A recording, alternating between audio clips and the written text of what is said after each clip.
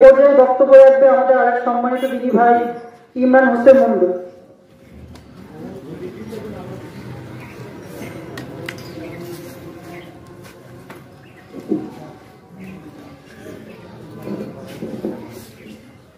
আসসালামু আলাইকুম ওয়া রাহমাতুল্লাহি ওয়া বারাকাতুহু।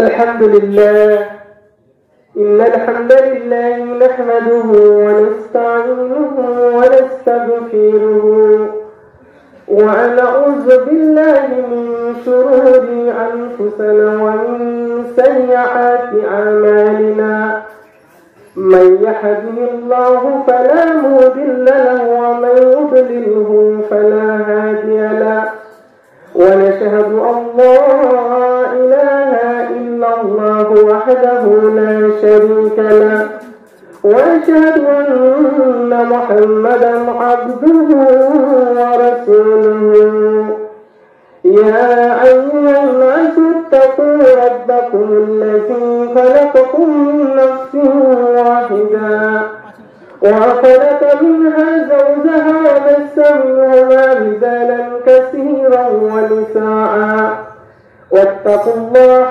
الذي تساءلون به والأرحام إن الله كان عليكم رقيبا يا أيها الذين آمنوا اتقوا الله حق تقاته ولا تموتن إلا وأنتم مسلمون يا أيها الذين آمنوا اتقوا الله وقولوا قولا سديدا يصلح لكم أعمالكم ويغفر لكم ذنوبكم ومن يطع الله ورسوله فقد فاز فوزا عظيما أما بعد فإن خير الحديث كتاب الله وخير الهدي هدي محمد صلى الله عليه وسلم وشر الأمور محدثاتها وكل محدثات بدعة وكل بدعة ضلالة وكل ضلالة في النار الذي أرسله بالحق بشيرا ونذيرا وداعيا إلى الله بإذنه وسراجا منيرا فقد قال الله تعالى في قرآنه المجيد وفي فرقانه الحميد أعوذ بالله من الشيطان الرجيم بسم الله الرحمن الرحيم مكروا ومكر الله والله خير الماكرين بسم الله الرحمن الرحيم ولا تهنوا ولا تحزنوا وأنتم الأعلون إن كنتم تؤمنين وقال تعالى في شأن حبيب إن الله وملائكته يصلون على النبي يا أيها الذين آمنوا صلوا عليه وسلموا تسليما সকলে মনকে অনুযায়ী করে সব থেকে আফজাল দরুদ যেটা আল্লাহ সুবহানাহু ওয়া তাআলা সালাতের মধ্যে ওয়াজিব করে দিয়েছেন সেই দরুদটা আমরা পাঠ করি দরুদ ইব্রাহিম আল্লাহুম্মা সাল্লি আলা মুহাম্মাদিন ওয়া আলা আলি মুহাম্মাদ কামা সাল্লাইতা আলা ইব্রাহিম ওয়া আলা আলি ইব্রাহিম ইন্নাকা হামিদুম মাজিদ اللهم بارك على محمد وعلى آل محمد كما باركت على إبراهيم وعلى آل إبراهيم إنك حميد مجيد الحمد لله رب زدني علما رب اشرح لي صدري ويسر لي أمري واحلل عقدة من لساني يفقهوا قولي সমস্ত প্রশংসা গুণকীর্তন উপাসনা আরাধনা সেই মহান আল্লাহ রাব্বুল আলামিনের জন্য যিনি আমাদেরকে উম্মার এই সংকটময় দিনে একত্রিত করেছেন একটি বিশেষ নিয়তে। আমরা ইতিপূর্বে অবগত আছি যে ভারতবর্ষের বুকে একটি অশুভ শক্তি ক্ষমতায় এসেছে, তারা মুসলমানদের বিরুদ্ধে একের পর এক বিভিন্ন রকম ষড়যন্ত্রমূলক আচরণ বিধি আইনের মাধ্যমে, কখনো বা দাঙ্গা হাঙ্গামের মাধ্যমে তারা প্রকাশ করছে। সেই পরিস্থিতিতে আল্লাহ সুবহানাহু ওয়া তাআলা আমাদেরকে একত্রিত করেছেন। সকলে আলহামদুলিল্লাহ বলে আল্লাহ সুবহানাহু ওয়া তাআলার শুকরিয়া আদায় করি। সকলে মন প্রাণ উজাড় করে বলি আলহামদুলিল্লাহ। অতঃপর বিশ্ব নেতা, মানবতার দূত, মুক্তির দিশারি, সাইয়্যিদুল মুরসালিন, খাতামুন নবিয়্যিন, রাহমাতাল লিল আলামিন আহমদ মুস্তাফা মুহাম্মদ মুস্তাফা সাল্লাল্লাহু আলাইহি ওয়াসাল্লামের উপর বর্ষিত হোক অজস্র ধারায় দরুদ ও সালাম। আমরা সকলে বলি আল্লাহুম্মা সাল্লি আলাইহি আল্লাহুম্মা বারিক আলাইহি আল্লাহুম্মা আমিন। সম্মানিত হাজিরিন, আমরা এমন একটি পর্যায়ে উপস্থিত হয়েছি যে সময়টা সারা বিশ্ব জুড়ে, শুধু ভারতবর্ষ নয়, সারা পৃথিবী জুড়ে মুসলমানদের উপর নানা রকম ভাবে অত্যাচার, অনাচার, নির্যাতন, নিপীড়ন করা হচ্ছে। আমরা যদি পৃথিবীর ইতিহাসে খুব বেশি দিন নাই, বিগত 50 বছরের ইতিহাস দেখি, তাহলে আমরা দেখতে পাবো যে কিভাবে সিরিয়া, লেবানন, চেচনিয়া, বসনিয়া সহ বিভিন্ন মুসলিম দেশগুলোতে তারা মুসলমানদের উপরে এমন ভাবে অত্যাচার করেছে এই কুফফার বাহিনীরা, যেটা ইতিহাসে চিরস্মরণীয় হয়ে আছে। আমরা দেখেছি ইরাকের মতো একটি সাজানো গোছানো একটি অর্থসম্পন্ন দেশ, সেখানে আমেরিকা দিনের পর দিন সেখানে তাদের আগ্রাসী নীতি প্রয়োগ করে ইরাকের মতো একটা সুন্দর দেশকে তারা ধ্বংস করেছিল। এই ধ্বংসের পিছনে একটি মূল কারণ ছিল, তারা জানতো যে ইরাকের তৎকালীন প্রেসিডেন্ট সাদ্দাম হোসেন যদি বেঁচে থাকে এবং তার হাতে যদি আগামী দিন ক্ষমতা আরো দীর্ঘায়িত হয়, তাহলে মুসলিম বিশ্ব একটি সামরিক শক্তির দিক থেকে তারা অনেক এগিয়ে যাবে। তারা এই পরিকল্পনা করে আমেরিকা এবং পাশ্চাত্য বিশ্ব তারা কঠোর নীতি অবলম্বন করে আমেরিকায় ইরাকটাকে ধ্বংস করলো। আমরা সম্প্রতি দেখেছি আফগানিস্তানের খবর। আলহামদুলিল্লাহ সুম্মা আলহামদুলিল্লাহ, আফগানিস্তান এখন ইসলামিক শাসন কায়েম হয়েছে এবং সেখানে তালেবানরা ক্ষমতায় এসছে। কিন্তু আফগানদের যদি একটু অতীত ইতিহাস দেখে, তাহলে সেটা ছিল খুব ভয়ঙ্কর। এই আফগানিস্তানে ফরাসিরা আক্রমণ করেছে। দীর্ঘদিন ধরে এই আফগানিস্তানটাকে তারা একটা জীবন্ত নরকে পরিণত করে রেখেছিল।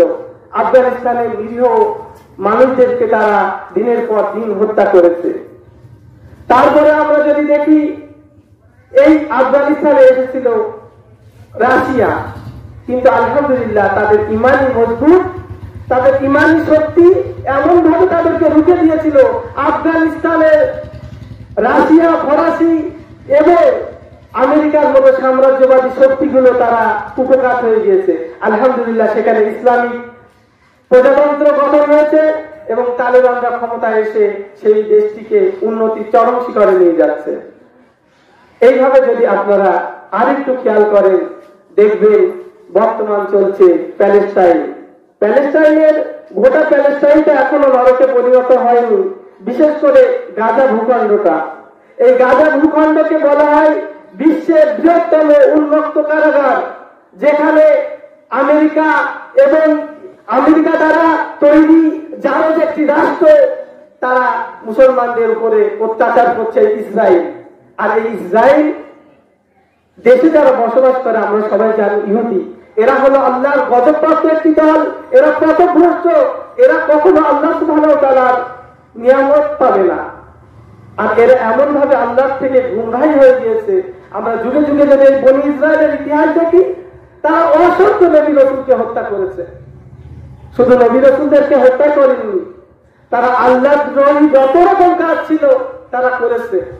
এখন তার ইতিহাস স্বরূপ আমরা দেখছি আল্লাহ সুবহানাহু ওয়া তাআলা কেন এই জাতিটাকে গজবপ্রাপ্ত বলেছে। আমরা গাজা ভূখণ্ডের দিকে যদি তাকাই দেখতে পাই, ছোট ছোট শিশু যাদের সে করুণ কাহিনী যদি দেখেন, আপনার ভিতরে যদি মনুষ্যত্ব থাকে, তাহলে অবশ্যই আপনার চোখ দিয়ে পানি চলে আসবে। বৃদ্ধ, আবাল, বনিতা, নারী, পুরুষ, তারা কাউকে ছাড় দিচ্ছে না। এমনকি যে বিশ্ব আইন দ্বারা প্রণীত যে হসপিটালগুলোতে হামলা করা যাবে না, সে যত বড় যুদ্ধই হোক না কেন, নাবালক, বৃদ্ধা এবং হসপিটালে মানে হামলা করা যায় না। এটা যুদ্ধ বিরতি মানে একটা চুক্তির ভিতরে একটি পড়ে। কিন্তু আমরা দেখছি কিভাবে হসপিটালগুলো পর্যন্ত তারা ছাড়ছে না। কিছুদিন আগে আমরা দেখেছি রাফায় যে সীমান্ত আছে, শরণার্থী ক্যাম্প, সেখানে গাজার মানুষরা, নিরীহ মানুষরা আশ্রয় নিয়েছিল। কিন্তু এই জারজ রাষ্ট্রের জারজ সন্তানগুলো, যাদের পিতৃ পরিচয়হীন জারজ সন্তান, তারা এই রাফা সীমান্তে এমন ভাবে হামলা করেছে যে গাজাটাকে প্রায় শেষ করে দিয়েছে। গাজায় অবশিষ্ট বলে আর কিছু আছে বলে মনে হয় না। হয়তো আগামী 2-4 মাসের ভিতরে গোটা গাজাটাই ধ্বংসে একটা বৃহত্তর কবরস্থানে পরিণত হবে। এইভাবে যদি দেখেন, পৃথিবীতে প্রচুর স্বৈরাচারী শাসক এসেছে, তারা ইসলাম বিদ্রোহী ছিল।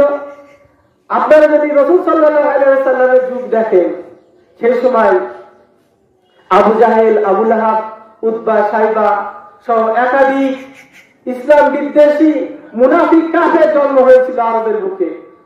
তারা রাসূল সাল্লাল্লাহু আলাইহি ওয়াসাল্লামের বিরোধিতায় লিপ্ত ছিল।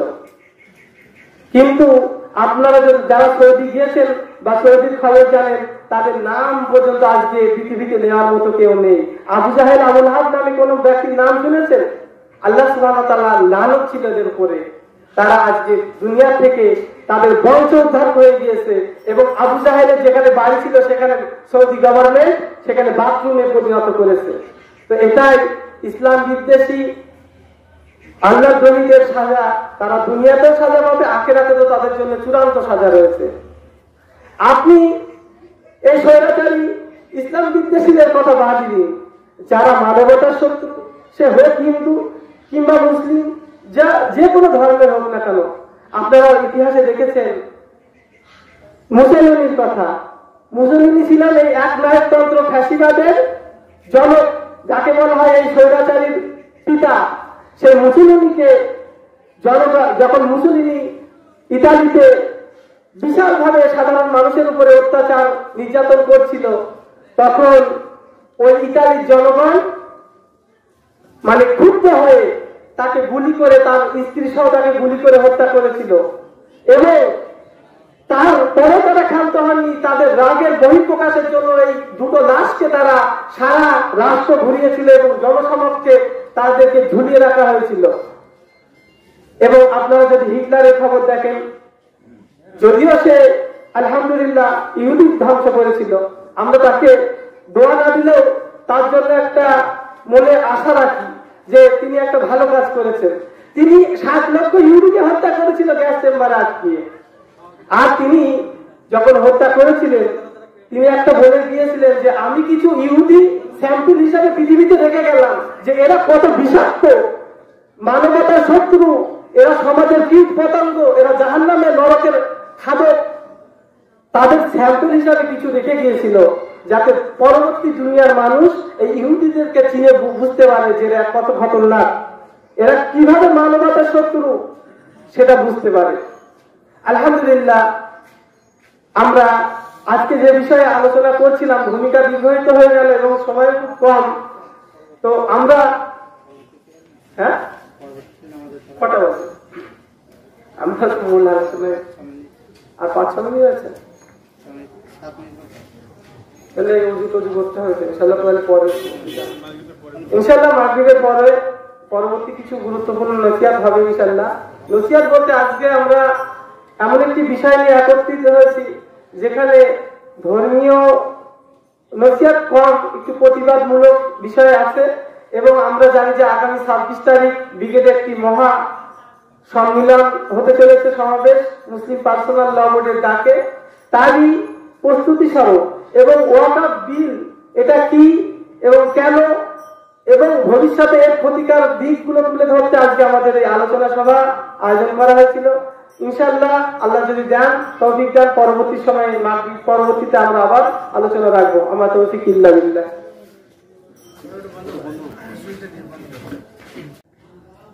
আমরা এ পর্যন্ত যে বক্তব্য শুনেছি তার শেষ কিছু বক্তব্য আমাদের সামনে এখন উপস্থাপন করবেন ইমরান ভাই। ইমরান ভাইকে এখানে বক্তব্য রাখার জন্য আমন্ত্রণ জানাচ্ছি।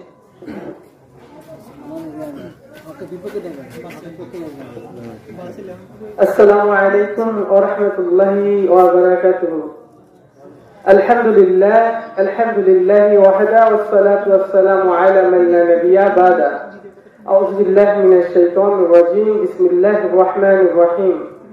রব্বি জিদনি ইলমা রব্বি ইশরাহ লি সাদরি ওয়া ইয়াসসির লি আমরি ওয়াহলুল উকদাতাম মিন লিসানি ইয়াফকাহু কাওলি।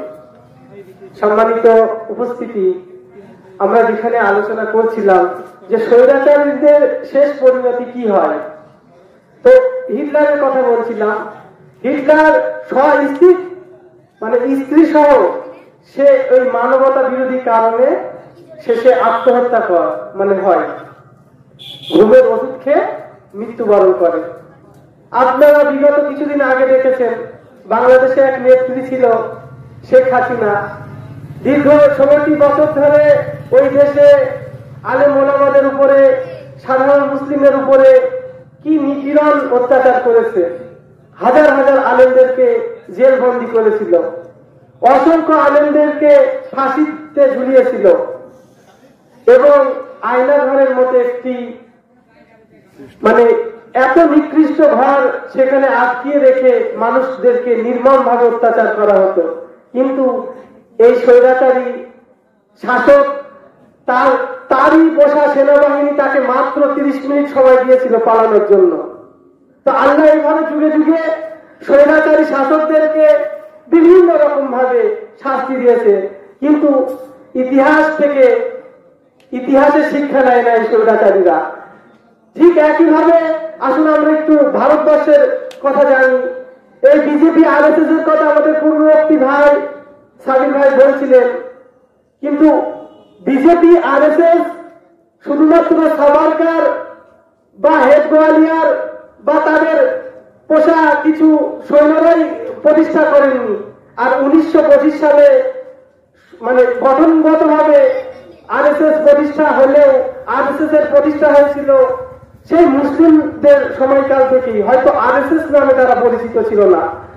এই মনোবাদী ব্রাহ্মণ্যবাদীরা তারা সর্বন্তভাবে চেষ্টা করেছিল যে ভারত থেকে ইসলামী শাসনকে মিটিয়ে দেওয়া এবং ভারতবর্ষে হিন্দুত্ববাদী সাম্রাজ্য বিস্তার করা। কিন্তু এই কারণে তারা ব্রিটিশদেরকে সহযোগিতা করেছিল। আর হাজার হাজার আলেম ওলামারা ভারতবর্ষে স্বাধীনতা সংগ্রামে অংশ নিয়েছিল, কিন্তু এই মনোবাদী এই আরএসএস এবং তাদের সংগঠনরা স্বাধীনতা সংগ্রামে অংশ নেননি, শুধুমাত্র মুসলিমদেরকে এই দেশের ক্ষমতা থেকে সরানোর জন্য। তারা ব্রিটিশদেরকে গোলামি করেছে। আন্দামানে কালাপানি দিয়ে তারা মুসলিকা লিখিয়েছিল। এদের বীর নামক একটি নেতা আছে সাভারকার। এই হলো তাদের পূর্ববর্তীদের পরিচয়।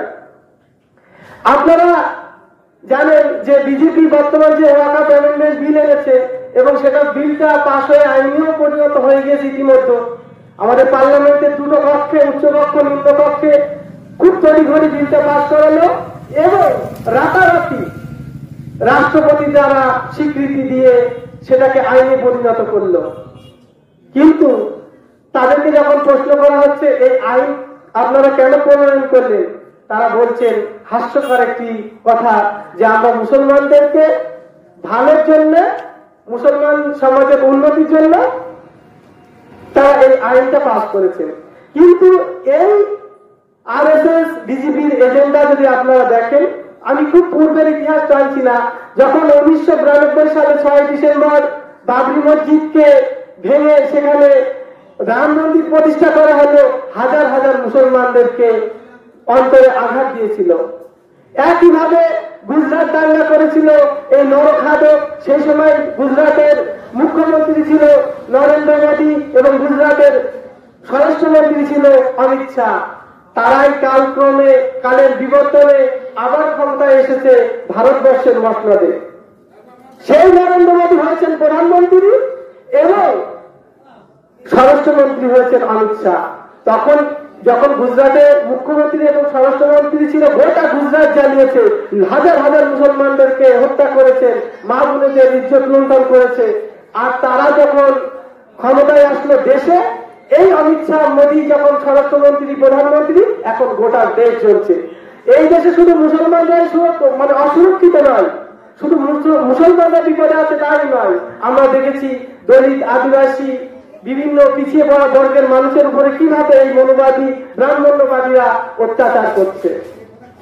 তারা যখন 2014 সালে ইউপিএ সরকারকে হাঁটিয়ে, কংগ্রেস নেতাধীন ইউপিএ সরকারকে হাঁটিয়ে এনডিএ সরকার প্রতিষ্ঠা হলো, তারপর থেকে একের পর এক আমরা দেখেছি মুসলমানদের উপর নির্যাতন। তারা প্রথমে ক্ষমতায় এসে ইয়াকুব মেমনকে ফাঁসি দিয়েছিল, আপনাদের হয়তো মনে আছে। কিন্তু ইয়াকুব মেমন ছিলেন একজন উচ্চ শিক্ষিত চার্টার্ড অ্যাকাউন্টেন্ট। তার অপরাধ ছিল কি? সে দাউদের ভাই, দোষ করেছিল দাউদ ইব্রাহিম, ফাঁসি দিল আপনার ইয়াকুব মেমনকে।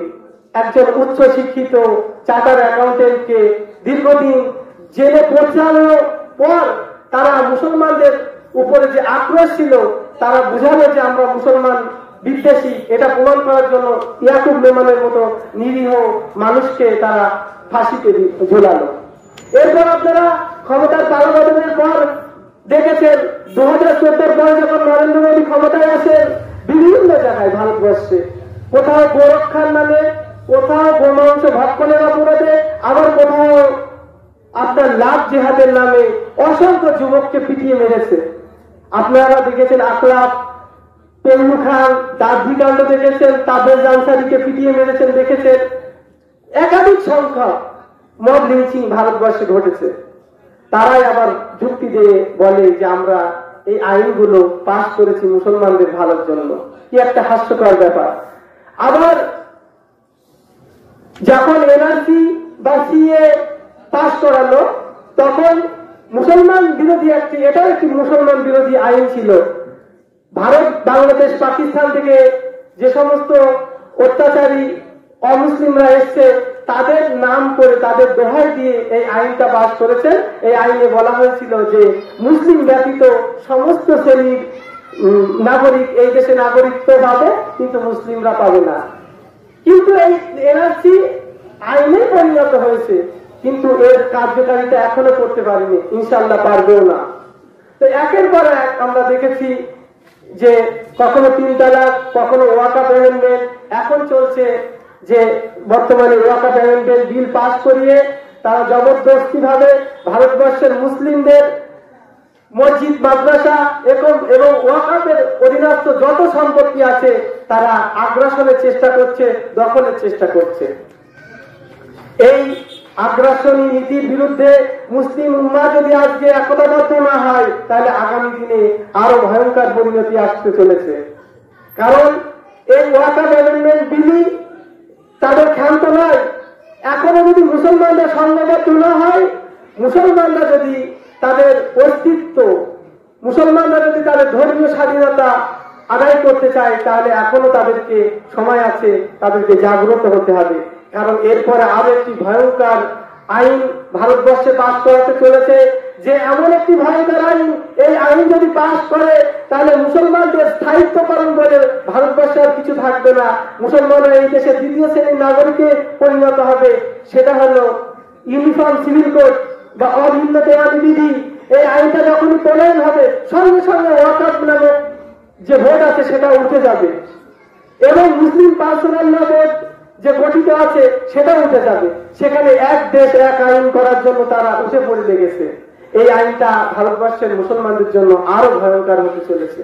সুতরাং আমাদেরকে মাসলাকি ভেদাভেদ ভুলে, মানে সমস্ত ভেদাভেদ ভুলে মুসলিমদেরকে একতাবদ্ধ হতে হবে, এবং এই বিজেপি আরএসএস যে এজেন্ডা বাস্তবায়ন করতে চলেছে তার বিরুদ্ধে রুখতে হবে। সম্মানিত হাজিরিন, আমরা সংক্ষেপে ওয়াকাফ সম্পর্কে জানি, কারণ ওয়েদার খুব একটা ভালো লাগছে না, আর বলার অনেক কিছু ছিল। ইনশাআল্লাহ পরবর্তীতে যদি কখনো সময় হয় আমরা বলবো। আমরা এখন জানবো যে ওয়াকাফটা আসলে কি।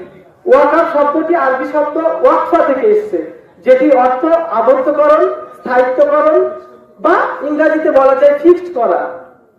যেটা একবার কোন মুসলিম যদি আল্লাহর ওয়াস্তে দান করে সেটা আর ফিরিয়ে নেওয়া যায় না, একদম কিয়ামত পর্যন্ত এটা ওয়াকাবেরই থাকবে, এটা আল্লাহর সম্পত্তি হিসাবে বিবেচিত থাকবে। এবং এর থেকে যুগে যুগে সাধারণ মানুষ, শুধু মুসলিমরা নয়, এমনও অনেক সম্পত্তি আছে যে অমুসলিমরাও ভোগ করছে, তার সুবিধা নিচ্ছে, যেমন হসপিটাল, ইউনিভার্সিটি, কলেজ। আর কিছু আছে শুধুমাত্র মুসলিমরাই সেগুলো ভোগ করে, যেরকম মক্তব, মাদ্রাসা, মসজিদ, তারপরে দরগা, বিভিন্ন পীরদের খানকা, এইগুলো তারা দখল করার চেষ্টা করছে। ওয়াকাফ হলো, যদি শরীয়তের পরিভাষায় বলা হয়, তাহলে ওয়াকাফ হলো আল্লাহর ওয়াস্তে যদি কোনো ব্যক্তি তার ধন সম্পদ, অর্থ দান করে একদম বাকায়দা কিয়ামত পর্যন্ত, সেটা থেকে মুসলিম জনসাধারণ কোন সমাজমূলক কাজ, কোন সমাজসেবামূলক কাজ, এই সমস্ত গুলো থেকে মানুষ যখন বেনিফিট নিতে থাকবে এবং এটা যখন সর্বান্তকরণে সমাজে প্রতিষ্ঠিত হবে, সেটাই ওয়াকাফ। আর এটা শুধুমাত্র আল্লাহ সুবহানাহু ওয়া তাআলার সন্তুষ্টির জন্যই মুসলমানরা দান করে থাকেন। ওয়াকাফ বোর্ড কখন প্রতিষ্ঠিত হয় আমাদের সামি ভাইয়ের আগে অনেকটাই বলেছে, আমি বিস্তারিত বলছি না। ওয়াকাফ হয়েছিল যখন অটোমান সাম্রাজ্য অর্থাৎ সুলতানি সাম্রাজ্য সারা বিশ্বে প্রতিষ্ঠা হয়েছিল, উসমানী খেলাফত, তখন আমাদের ভারতবর্ষ চলছিল সুলতানি যুগ। এই সময় থেকে সুলতান সম্রাটরা তারা মানে ওয়াকাফ সম্পত্তিগুলোকে একতাবদ্ধ করতে শুরু করে এবং পরবর্তীতে যখন ব্রিটিশরা আসে সেটা আবার মানে নষ্ট করে দেয়। ব্রিটিশরা যখন সরকার থেকে যায়, যখন আবার পুনরায় ভারত সরকার গঠিত হয়, ভারতের নিজস্ব সরকার গঠিত হয়, তৎকালীন কংগ্রেস সরকার 1954 সালে একটি বিল আনে, যেমন ভাবে এখন এনেছে, সেই বিলে এই ওয়াকাফ বোর্ড তৈরি করে এবং সর্বোচ্চকরণে মুসলমানদের হাতে মুসলমানদের সম্পত্তির ক্ষমতা তুলে দেওয়া হয়। তারপরেও কিছু বিতর্ক থাকে, অনেক সময় হিন্দুত্ববাদীরা এই ওয়াকাফ দিয়ে মানে সম্পত্তির উপরে নজর দিয়েছিল। তারপরে পরিশেষে আবার যখন আন্দোলন হয় 1995 সালে আবার এই আইন সংশোধিত করে সর্বোচ্চকরণে ওয়াকাফের হাতে সর্বোচ্চ ক্ষমতা দিয়ে একটি বোর্ড গঠিত হয়। এইভাবে চলছিল ওয়াকাফ সম্পত্তি। কিন্তু আমরা দেখলাম 2024 সালে তারা আবার পুনরায় এই ওয়াকাফ সংশোধনী বিল এনেছে। কারা? এই বিজেপি আরএসএস এর এজেন্ডারা। এই আইন যখন 2024 পার্লামেন্টে উপস্থাপন করা হয়, তখন থেকে একটা বিরোধিতা শুরু হয়। তারা লোক দেখানি করে একটা কমিশন গঠন করে, যেটা জেপিসি বা জয়েন্ট পার্লামেন্টারি কমিশন। এখানে কিছু মুসলিম লিডার এবং কিছু অমুসলিম নেতা, মন্ত্রী, আইনজীবীদেরকে নিয়োগ করে এবং 1 বছর মতো সময় দিয়েছিল 2024 যে এটাকে কিভাবে কি করা যায়। কিন্তু যখন দেখলো সর্বোচ্চকরণে মুসলমানরা এর বিরোধিতা করছে, তখন তারা গায়ের জোরে সংখ্যাগরিষ্ঠতার বলে পার্লামেন্টের 2 কক্ষে অর্থাৎ লোকসভা এবং রাজ্যসভায় এই বিলটা পাস করালো। অবশেষে গিয়ে রাষ্ট্রপতি স্বাক্ষর দ্বারা এটা আইনি পরিণত করলো, একদম গায়ের জোরে, জবরদখল ভাবে। তো আমাদের যদি এখনো সোচ্চার না হয়, তাহলে আমাদের কিন্তু আগামী দিনের যে কালো অন্ধকার মুসলমানদের উপরে নেমে আসছে, সেটা কিন্তু খুব ভয়ঙ্কর হতে চলেছে। তাদের এই হিংসা কেন? এই ওয়াকাফ বোর্ডের যে সম্পত্তি আছে, ভারতবর্ষের 3য় বৃহত্তম সম্পত্তি ওয়াকাফের হাতে। প্রথম আছে ভারতীয় আর্মির হাতে বা ভারতীয় সেনাবাহিনীর হাতে, সব থেকে বেশি সম্পত্তি। তারপরে সম্পত্তি আছে ভারতীয় রেল বোর্ডের আন্ডারে 2য় বৃহত্তম সম্পত্তি আছে। তারপরে 3য় স্থানে আমাদের ওয়াকাফ সম্পত্তি আছে। ভারতবর্ষের 3য় বৃহত্তম শক্তিশালী সম্পদশালী একটি ট্রাস্ট বা বোর্ড হলো ওয়াকাফ। এখন এই মানে শকুনদের চোখ পড়েছে তাদের মিত্র আদানি আম্বানিদের কাছে, সহজলভ্য ভাবে তারা এই সম্পত্তিগুলো বিকৃত করে। কিন্তু ইনশাআল্লাহ আমরা সর্বোচ্চকরণে এই আইন বাতিলের দাবিতে আমরা রুখে দাঁড়াবো, প্রতিবাদ জানাবো এবং জনপ্রিয়করণে আমরা করব। আসলে আমরা দেখি এই ওয়াকাফ সংশোধনের মাধ্যমে কি কি পরিবর্তন করা হয়েছে। এক নম্বর পরিবর্তন করা হয়েছে ধর্মীয় স্বাধীনতায় হস্তক্ষেপ। কারণ এই ওয়াকফ শুধুমাত্র মুসলমানদের সম্পত্তি, এর ব্যবহার শুধুমাত্র মুসলমানরাই করবে এবং স্বাধীনভাবে করবে। এর সম্পত্তির দাবি কোনো অমুসলিমরা করতে পারে না। কারণ আমরা দেখেছি ভারতবর্ষে দেবত্ব সম্পত্তি, হিন্দু সম্প্রদায়ের যে ট্রাস্ট আছে সেখানে প্রচুর পরিমাণ সম্পত্তি আছে, কিন্তু সেই সম্পত্তি নিয়ে তাদের ভ্রুক্ষেপ নেই। আমরা জৈন, বৌদ্ধ, খ্রিস্টান সহ সমস্ত ধর্মের সম্পত্তিতে তাদের ট্রাস্ট আছে, কিন্তু সেই সম্পত্তিতে তাদের লোভ লালসা নেই। হয়তো পরবর্তীতে হতেও পারে, কিন্তু প্রাথমিকভাবে ইসলাম বিদ্বেষী দেখানোর জন্য তারা ওয়াকফের উপরে নজর দিয়েছে। কিন্তু এই ধর্মীয় স্বাধীনতা আমরা কখনোই লঙ্ঘিত হতে দেব না। তারপরে দ্বিতীয় নম্বর কারণ যে পরিবর্তন করা হয়েছে, ওয়াকফ বোর্ডের ক্ষমতা হ্রাস করা হয়েছে।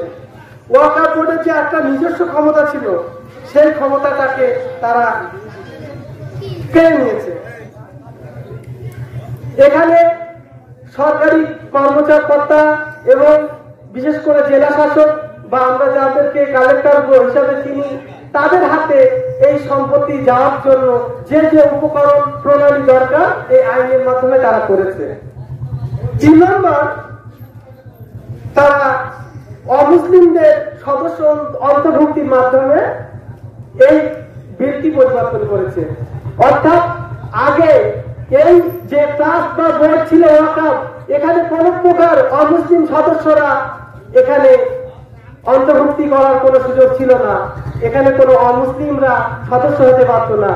কিন্তু বর্তমানে যত ওয়াকফ বোর্ড বা কাউন্সিল বা ট্রাস্ট আছে প্রত্যেক ক্ষেত্রে তারা 2 জন করে কমপক্ষে অমুসলিমদেরকে ঢুকিয়ে দেওয়ার প্রণালী তৈরি করেছে এই আইনের মাধ্যমে। 4 নম্বর পরিবর্তন করেছে সম্পত্তি দখলের অধিকার।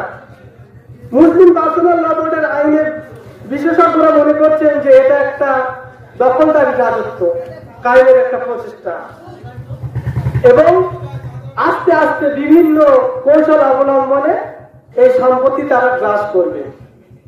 5 নম্বর যে পরিবর্তন করেছিল, যেটা বললাম জেপিসি বা জয়েন্ট পার্লামেন্টারি কমিশনের মাধ্যমে যে মানুষদেরকে নিয়োগ দেওয়া হয়েছিল এবং সেখানে তাদের মতামতকে গ্রহণ করার জন্য বিশেষ ব্যবস্থা রাখা হয়েছিল, কিন্তু গায়ের জোরে সংখ্যাগরিষ্ঠতার বলে কোনো আলাপ আলোচনা ছাড়াই, কোনো পর্যাপ্ত সমাধান ছাড়াই তারা এই বিলটি পাস করলো। আসুন, এছাড়াও যেটা পরিবর্তন করা হয়েছে রাজ্যের অধিকারে হস্তক্ষেপ। আপনারা কি কেন্দ্র সরকার বলে কোনো সরকার শুনেছেন, কিন্তু কেন্দ্রের কোনো নিজস্ব জায়গা আছে? যেরকম পশ্চিমবঙ্গে আছে পশ্চিমবঙ্গ সরকার, পশ্চিমবঙ্গটাকে নিয়ে পশ্চিমবঙ্গ সরকার, আপনার উত্তরপ্রদেশ নিয়ে উত্তরপ্রদেশ সরকার। তাই কেন্দ্র যে নামক সরকার আছে, কেন্দ্রের জায়গা কোথায়?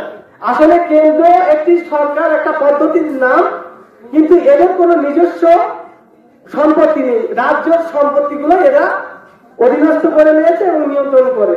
কেন্দ্র সরকার একটি ভালো বিষয়, কিন্তু রাজ্যের যে ক্ষমতা আছে, যে সম্পত্তি আছে, সেখানে রাজ্যের পরামর্শ, রাজ্যের মানে বিভিন্ন যে প্রণালী থাকে, আইন থাকে, সে সমস্ত আইন কানুন সবকিছু ধূলিসাৎ করে এদের মানে গায়ের জোরে তারা কেন্দ্র সরকার দ্বারা এই সম্পত্তিগুলো নিয়ন্ত্রণের চেষ্টা করছে। এছাড়াও যে 7 নম্বর পরিবর্তন করা হয়েছে ইতিহাস ও ঐতিহ্যে। আমাদের সাবি ভাই বলছিলেন যে ভারতবর্ষ জুড়ে, গোটা ভারতবর্ষ জুড়ে আপনি যদি ঘুরে দেখেন, মোগল বলেন, সুলতানি বলেন, বিভিন্ন সাম্রাজ্যরা তারা বিভিন্ন বড় বড় স্থাপত্য শিল্প তৈরি করে গিয়েছিল। এই এত সুন্দর সুন্দর স্থাপত্য শৈলী যে ওয়াকফের উপরে গঠিত হয়েছে, যদি তারা এই বিলটা কার্যক্রম ভাবে সম্পূর্ণ করে দেয়, তাহলে এই তাজমহল বলেন, কুতুব মিনার বলেন, যত এরকম আর্কিটেকচার আছে তারা তাদের অধীনে নিয়ে ভবিষ্যতে ভেঙেও ফেলতে পারে। তাহলে এগুলো কি শুধু মুসলমানদের মানে ক্ষতি করার জন্য? বকলমে এটা ভারতবর্ষের আপামর জনতার ক্ষতি করার জন্য তারা এই কালা আইন পাস করেছে। এবং আপনারা ইতিপূর্বে দেখেছেন কিছুদিন আগে মিডিয়ায় তারা তাজমহলকেও শিব মন্দির হিসাবে দাবি তুলেছিল। এই একইভাবে বাবরি মসজিদ ভেঙেছিল। আস্তে আস্তে আর কত কি করবে আমরা জানি না। ওই জন্য মুসলমানদের সময় হয়েছে একতাবদ্ধ ভাবে সংগ্রাম করা। এই আইনগুলো যে পাশ করেছেন এটা সরাসরি সংবিধান লঙ্ঘন করেছেন এবং বেশ কিছু ধারা, একটা দুটো ধারা নয়, প্রায় 4-5টা ধারা তারা লঙ্ঘিত করে গায়ের জোরে তারা আইন পাশ করেছেন। আসলে আমরা দেখি সেই আইনগুলো কি কি ধারা তারা লঙ্ঘিত করেছে। প্রথম ধারা হলো সংবিধানের 14 নম্বর ধারা, যেটা সমতার অধিকার দিয়েছে। সংবিধানের যে সমতার ধারা আছে এটা হলো ইকুয়াল বিফোর ল। যখন এই আইন প্রণয়ন করা হয়েছে তার আগে সমানভাবে, যেরকম হিন্দুদের ট্রাস্টে শুধুমাত্র হিন্দুরাই থাকতে পারবে, খ্রিস্টানদের ট্রাস্টে শুধুমাত্র খ্রিস্টানরাই থাকতে পারবে, এছাড়া যত ধর্মীয় ট্রাস্ট আছে সম্পত্তিগত ট্রাস্ট সেখানে শুধু মুসলমান অমুসলিমরাই থাকতে পারবে, যার যার ধর্মের মানুষ সেখানে থাকতে পারবে। কিন্তু এই আইন প্রণয়নের মাধ্যমে সেই সমতা বা সবার যে সমান অধিকার সেটা লঙ্ঘন হলো। কারণ এই আইন মানে যেটা বললাম যে এই বোর্ডে 2 জন করে কমপক্ষে অমুসলিম সদস্য তারা নিয়োগ দেবে। এর মাধ্যমে যে সমতা ছিল, ভারতবর্ষে যে যা ধর্ম পালন করত, যে যা রীতিতে পালন করত, সেই সমতা এই সংবিধানের 14 নম্বর ধারা দ্বারা লঙ্ঘিত হচ্ছে এই আইন দ্বারা। তারপরে 2 নম্বর ধারা যেটা লঙ্ঘন করছে সেটা হলো ধর্ম পালনের স্বাধীনতা, freedom of conscience and free profession practice and propagation of religion, যেটা ধর্ম পালনের স্বাধীনতা হিসাবে আমরা জানি। এই বিলের মাধ্যমে ওয়াকফ সম্পত্তি কমপক্ষে 5 বছর ধর্মীয় কাজে ব্যবহৃত হতে হবে। অর্থাৎ এইটা খুব একটু বুঝে নেওয়ার বিষয়, মানে ধর্ম পালনে কিভাবে আইন মানে আমাদেরকে বাধা সৃষ্টি করছে। এই আইনে বলা হয়েছে যে কোন সম্পত্তি যেটা ওয়াকফ বলে বিবেচিত, সেই সম্পত্তিতে কমপক্ষে 5 বছর সেখানে মুসলিমদের প্র্যাকটিস থাকবে, সে নামাজে হোক, মাদ্রাসায় হোক বা অন্যান্য কাজে। 5 বছরের কম হলে সেই সম্পত্তি ওয়াকফ সম্পত্তি বলে বিবেচিত হবে না। অর্থাৎ কমপক্ষে ওয়াকফ সম্পত্তি এখনকার ডেট থেকে নিয়ে পূর্ববর্তী ডেট পর্যন্ত 5 বছরের হতে হবে। 5 বছরের পূর্বে যদি সম্পত্তি হয় তবেই বিবেচিত হবে ওয়াকফ বলে। তাহলে প্রশ্ন আসছে, এখন যত নতুন করে মসজিদ মাদ্রাসা গঠন হবে তাহলে এগুলো কি ওয়াকফ বোর্ড তাহলে তো গ্রহণ করতে পারবে না। তাহলে এই সম্পত্তিগুলো কি হবে? এই সম্পত্তিগুলো সরকার সরাসরি নিয়ন্ত্রণ করবে। এটা খুব ভাইটাল একটি বিষয় যদি আমরা এখনো না বুঝতে পারি। মানে এইভাবে আমাদেরকে ধর্ম পালনেরও যে আমাদের মন্দির মসজিদ মাদ্রাসাগুলো আছে সেখানে আমাদের যে ধর্মীয় নীতি কালচার শেখানো হয় সেইগুলো থেকে আমাদেরকে বঞ্চিত করবে। 3 নম্বর ধারা 26 সংবিধানের 26 নম্বর ধারায় সেখানে বলা আছে ধর্মীয় বিষয় পরিচালনার স্বাধীনতা। অর্থাৎ যে যা ধর্ম তাদের রীতি নীতি কালচার অনুযায়ী করবে, প্রসার করতে যা যা সামগ্রী দরকার সেটা যদি ভারতীয় সংবিধানকে লঙ্ঘন না করে, দেশদ্রোহী কোনো ব্যাপার না থাকে, তাহলে প্রত্যেকটা ভারতীয় নাগরিক তার নিজ নিজ মতে ধর্ম কর্ম প্রসার করতে পারবে। কিন্তু এই আইনের মাধ্যমে আমরা দেখেছি যে সরকারের হাতে মাদ্রাসা মসজিদের সম্পত্তি চলে যাবে। সেখানে আমাদেরকে পরবর্তী সময় দেখা গেল মাদ্রাসাগুলোকে বললো এখানে ইসলামী শিক্ষা দেওয়া হবে না, কারণ অলরেডি তারা বলেই রেখেছে যে মাদ্রাসা মসজিদে জঙ্গিদেরকে জঙ্গি কার্যকলাপ শেখানো হয়। তাহলে খুব সুকৌশলে আইনের মাধ্যমে মাদ্রাসা মসজিদ থেকে ইসলামী শিক্ষা ব্যবস্থা তুলে নেবে এবং পরবর্তীকালে সেখানে হয়তো স্কুল কলেজে পরিণত করবে। স্কুল কলেজে অসংখ্য স্কুল কলেজ আছে, তবুও তাদের মন ভরছে না, এখন মাদ্রাসার উপরে তাদের নজর পড়েছে। এইভাবে আমাদের ধর্মীয় স্বাধীনতা, ধর্মীয় পালন, ধর্মীয় প্র্যাকটিসের স্বাধীনতা আমাদের থেকে হরণ করছে। আরেকটি ধারা আছে যেটা লঙ্ঘন করছে আইনের মাধ্যমে, সেটা সংবিধানের 29 নম্বর ধারা। এখানে বলা হয়েছে সংখ্যালঘুদের সংস্কৃতি শিক্ষার অধিকার, কিন্তু সংখ্যালঘুদের শিক্ষা সংস্কৃতি এগুলোকে থেকে বঞ্চিত যাতে হয়, যেটাকে protection of intention of minorities. আমাদের যে সংখ্যালঘু দপ্তর আছে ভারতবর্ষ সরকারের, এবং প্রত্যেকটা রাজ্য সরকারের আন্ডারে সংখ্যালঘুদের একটি বিশেষ দপ্তর আছে। এই দপ্তরের কাজ হলো সংখ্যালঘুদের শিক্ষার বিকাশ ঘটানো, পিছিয়ে থাকা সংখ্যালঘুদের সামাজিক উন্নয়ন করা এবং তাদেরকে সমাজের মূল স্রোতে ফিরিয়ে আনা। কিন্তু এই সংখ্যালঘুদের যে পাওয়ার বা যে স্বাধীনতা আমাদের সংবিধান দ্বারা দেওয়া হয়েছিল এই আইনের মাধ্যমে, সেটাও কেড়ে নেওয়া হবে। আরেকটি লঙ্ঘন করছে, সেটা হলো সংবিধানের 300A নামক একটি ধারা আছে। এই ধারায় বলা হয়েছে সম্পত্তির অধিকার লঙ্ঘন, রাইট টু প্রপার্টি, অর্থাৎ যে আমাদের যে ব্যাপক সম্পত্তি, যেটা বললাম ভারতবর্ষের তৃতীয় বৃহত্তম সম্পত্তি ওয়াকাবের হাতে আছে, এই সম্পত্তিগুলো তারা জবরদস্তি একটা সময় দখল করবে। অলরেডি যেটা উত্তরপ্রদেশের কথা বললো, এবং আরো অন্যান্য জায়গায় দেখেছেন, এমনকি শুধু মুসলিমদেরও নাই, গত 2 দিন আগের একটা রিপোর্ট দেখেছেন অনেকে, জৈনদের 200 বছরের একটি মন্দির তারা দখল করেছে। এবং মহারাষ্ট্রে, বিশেষ করে বোম্বাই, বিশাল আকারে জৈন সমাজের মানুষ এটার প্রতিবাদে নেমেছে।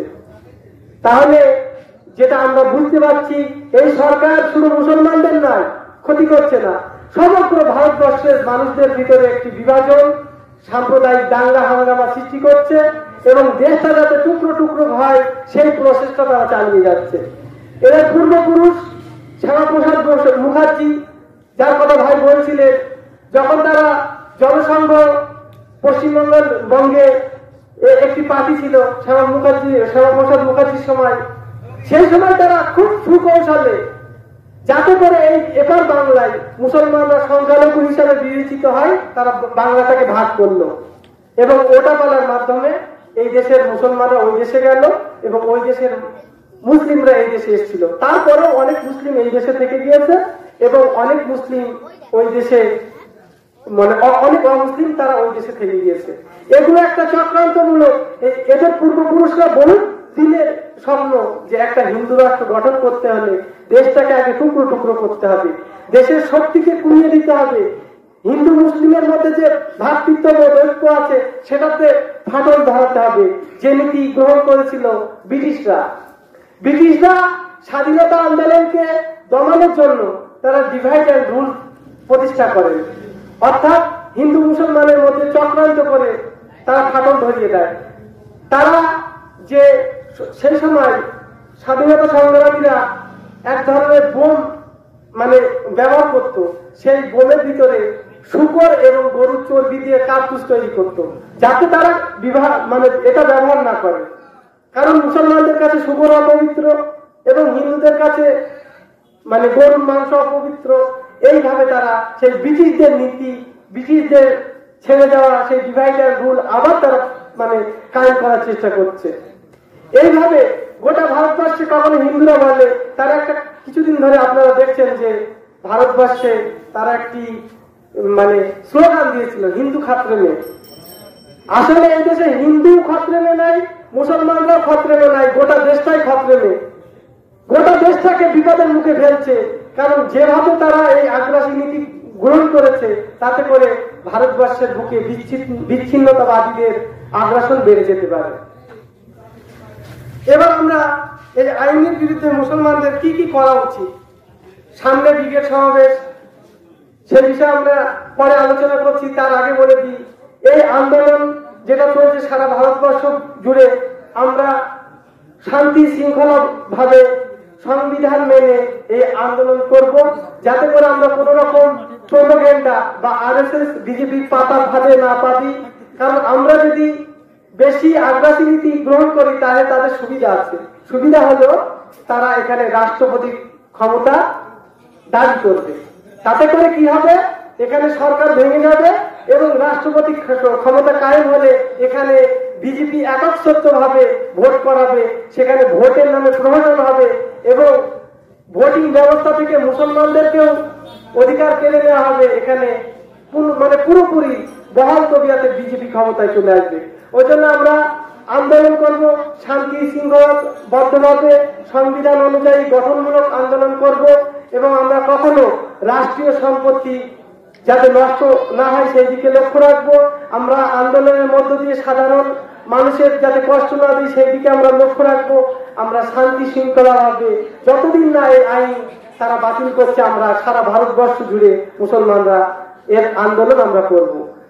যে কথা শাকিল ভাই বলছিলেন, মাত্র 5% কৃষি, পাঞ্জাবের কৃষকরা তারা যদি দিল্লি আন্দোলন করে কৃষক বিল বাতিল করতে পারে, আমরাও ইনশাআল্লাহ এই আইন বাতিল করতে পারবো।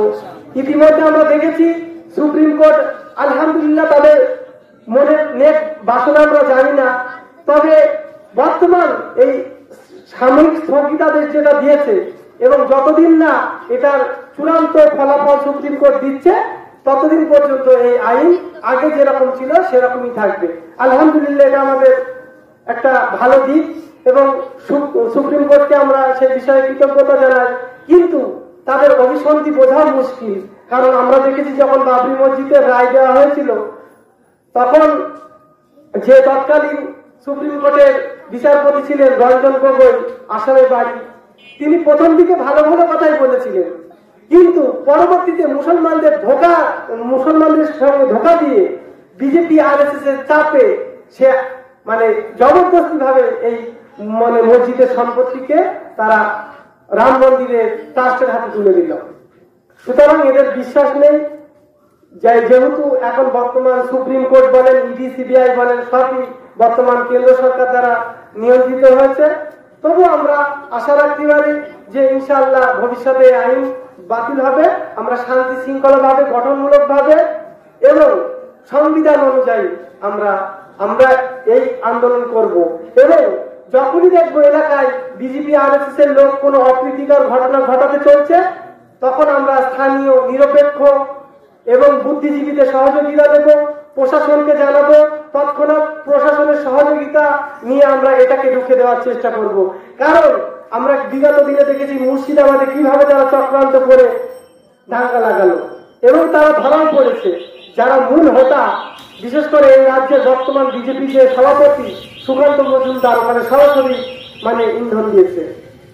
সুতরাং আমরা ওদের চক্রান্তে পা দেব না, আমরা আমাদের মতো করে সুন্দরভাবে আন্দোলন করব। আর পরিশেষে বলি, আগামী 26 তারিখে ব্রিগেড সমাবেশ, সমস্ত মুসলিম সংগঠনগুলো আলহামদুলিল্লাহ একতাবদ্ধভাবে সমাবেশটা করছে, যার পরিচালনা করছে মুসলিম পার্সোনাল ল বোর্ড। এবং এখানে রাজ্যের বিভিন্ন মুসলিম সংগঠনের নেতারা উপস্থিত থাকবেন। এছাড়াও সর্বোপরি উপস্থিত থাকবেন ইনশাআল্লাহ ভারতের ওয়াকফ বোর্ডের সর্বভারতীয় কাউন্সিল যে সেক্রেটারি আছেন, তিনি এখানে উপস্থিত থাকবেন। আমরা ইমানি চেতনায়, ইমানি দায়িত্ব মনে করে প্রত্যেক গ্রাম থেকে অন্তত পক্ষে গ্রামের মানুষের সংখ্যার অনুপাতে 5 থেকে 7% মানুষ আমরা যেন ব্রিগেডের এই সমাবেশে উপস্থিত হতে পারি ইনশাআল্লাহ। ইতিমধ্যে আপনারা দেখেছেন অল ইন্ডিয়া সুন্নাতুল জামাতের কর্ণধার আব্দুল মাতিন সাহেব, তিনি বলেছেন ওই দিন যদি প্রকৃত ইমানদার মানুষ হয়, প্রকৃত পুরুষ মানুষ হয়, যদি অসুস্থ, বৃদ্ধ এবং বাড়িতে যেতেই পারবে এরকম পরিস্থিতি না থাকে, আর যদি প্রকৃত পুরুষ হয় সে যেন অবশ্যই এই সমাবেশে যোগ দেয়। কারণ এটা আমাদের অস্তিত্বের লড়াই, এটা আমাদের স্বাধীনতার লড়াই, এটা আমাদের ধর্মীয় চেতনার লড়াই। এখানে আমাদের উপস্থিতি হওয়া একটা ইমানি দায়িত্ব। এটা যদি বাতিল না করতে পারি তাহলে আমরা ব্যর্থ হব। আল্লাহর কাছে আমরা তাওয়াক্কুল করব, সহযোগিতা করব। পৃথিবীতে অসংখ্য এরকম জালেম শাসক যুগে যুগে এসেছে। আল্লাহ সুবহানাহু ওয়া তাআলা পবিত্র কোরআনে, আমি যেটা শুরুতে বলেছিলাম যে মাকারু ওয়া মাকারাল্লাহু ওয়াল্লাহু খায়রুল মাকিরিন, কাফের মুশরিক তারা চক্রান্ত করেছে আর আল্লাহ সুবহানাহু ওয়া তাআলা কৌশল অবলম্বন করেছে। সর্বোত্তম কৌশলীকে আল্লাহ সুবহানাহু ওয়া তাআলা। সুতরাং তাদের এই চক্রান্ত ইনশাআল্লাহ খুব তাড়াতাড়ি ভবিষ্যৎ হবে। আর যদি ভবিষ্যৎ না হয়, ভারতবর্ষের বুকে এমন একটি রক্তক্ষয়ী সংগ্রাম চলবে, সেটা সারা বিশ্ব তাকিয়ে দেখবে। আমাদের জীবন মরণের লড়াই, এটা আমাদের ধর্মীয় চেতনার লড়াই। আমরা জীবন বাজি দিয়ে রেখে হলেও ইনশাআল্লাহ এটার বিরুদ্ধে লড়াই চালিয়ে যাব। এবং আল্লাহ সুবহানাহু ওয়া তাআলা আরো বলেন, এখানে আমি কিছু ধর্মীয় নসিহতমূলক কথা বলি। দেখুন, এই যত বিপদ আপদ আসে মুসলমানদের উপর, এগুলো আমাদেরই কারণে আসে। কারণ আমরা আল্লাহর বিধান থেকে, আল্লাহ দেওয়া দিন থেকে আমরা অনেক দূরে সরে গিয়েছি। এই জন্য একটা হাদিসে এসছে, মানুষ যখন ইসলাম থেকে দূরে সরে যায়, ইসলামিক মূল্যবোধ থেকে দূরে সরে যায়, তখন আল্লাহ তাদের উপরে জালেম শাসক প্রেরণ করে, যাতে করে তারা শুধরিয়ে যায়। এগুলো আমাদের আল্লাহ শিক্ষা নেওয়ার জন্য পাঠিয়েছে, যাতে করে আমরা আমাদের ঈমানকে আরো মজবুত করতে পারি এবং আমরা যেন পরিপূর্ণ দ্বীনের খাদেম হতে পারি, দ্বীনের আমল করতে পারি, সেই দিকে আমরা যেন ইনশাআল্লাহ ধাবিত হতে পারি। এছাড়া আল্লাহ সুবহানাহু ওয়া তাআলা মুমিনদের আশার দেখিয়ে বলেছেন, লা তাকনাতু মির রাহমাতিল্লাহ, আল্লাহর রহমত থেকে তোমরা নিরাশ হও না, কারণ আল্লাহর সাহায্য অতি নিকটে।